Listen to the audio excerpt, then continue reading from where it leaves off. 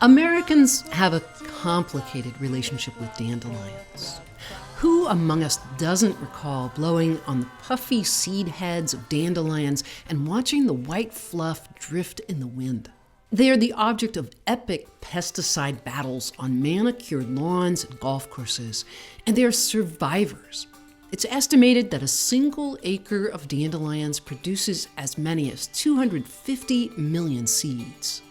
At least 1,000 years before dandelion seeds hitched a ride on the Mayflower for use in Puritan gardens, this exceedingly common plant had been documented in traditional Chinese medicine texts for its many properties, including as a diuretic and detoxifier. The Chinese also embraced dandelion as a nutritious and tasty culinary plant, making use of the leaves, flowers, and roots. Dandelion, the English word, comes from a French phrase meaning lion's tooth. A reference to the flower's petal shape has been a source of food for most of human history and can be found growing on every continent except Antarctica. Cultivated varieties are most common in Eurasia, where it is believed to have originated. The Chinese may have been the first to explore dandelion's marvelous properties, but by the 11th century, Arabic medicine had incorporated dandelion as well. In his Canon of Medicine, published in 1025, the influential Muslim physician Ibn Sina, or Avicenna as he was known in the West, wrote extensively about taraxacum as a treatment for wounds, abscesses, headache, and other ailments. It's possible that the genus name for dandelion, taraxacum, is derived from the Arabic word tarashakuk, which Persian physician and scholar Al-Razi used in the 9th century, describing dandelion's similarity to chicory. The word may also derive from the Greek words taraxos, meaning disorder, and aukes, or remedy. Pink dandelions, Taraxacum pseudoraceum, and white dandelions, Taraxacum albidum, are refined varieties of the iconic perennial. The bubblegum pink blooms make this darling little wildflower from Central Asia an eye-catching addition to the pollinator garden. In their native range, you'll find the pastel blooms with their lemon cream centers growing in meadows and along roadsides and forest edges. And like their more pedestrian yellow counterparts, the leaves, roots, and blooms of pink dandelion are edible, with a flavor that's a bit less bitter. In Japan, dandelions had a moment among florists and horticultural societies that formed just to develop and promote spiffy new varieties.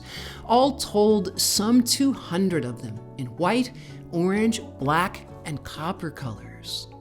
White dandelion, a wildflower of southern Japan, is held in high esteem, celebrated by the Japanese as a useful food and medicinal plant.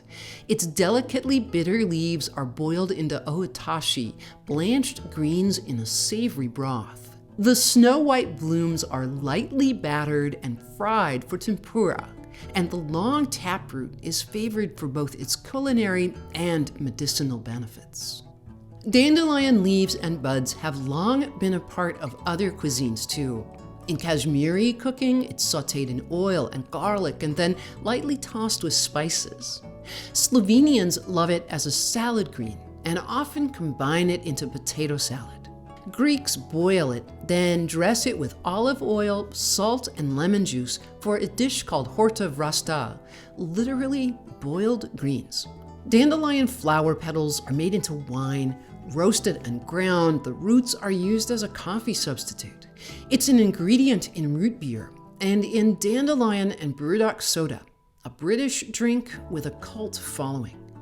Dandelion is a rich source of vitamins A, B complex, and C, as well as minerals like iron, phosphorus, potassium, and zinc. And across the globe, it has celebrated medicinal uses. Indigenous North Americans used it in many different ways. The Bella Coola of Canada brewed the roots to treat gastrointestinal problems. The Aleut used steamed leaves to soothe sore throats. The Cherokee made a calming tea from dandelion leaves and flowers. Dandelion is known in traditional Chinese medicine as Shinshu Ben Chao, or Pui Gang Ying. It's used to address issues with the liver, stomach, and lungs, to support lactation, and as a mood brightener. Other herbal traditions also strongly embrace dandelion's health benefits, and researchers continue to explore the possible anti-cancer properties of dandelion root extract. So bring these colorful, healthful varieties into your flower garden.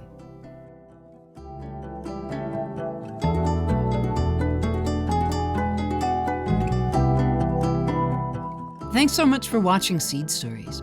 We love bringing you the backstory on these amazing varieties. Be sure to click the subscribe button so you won't miss a single episode.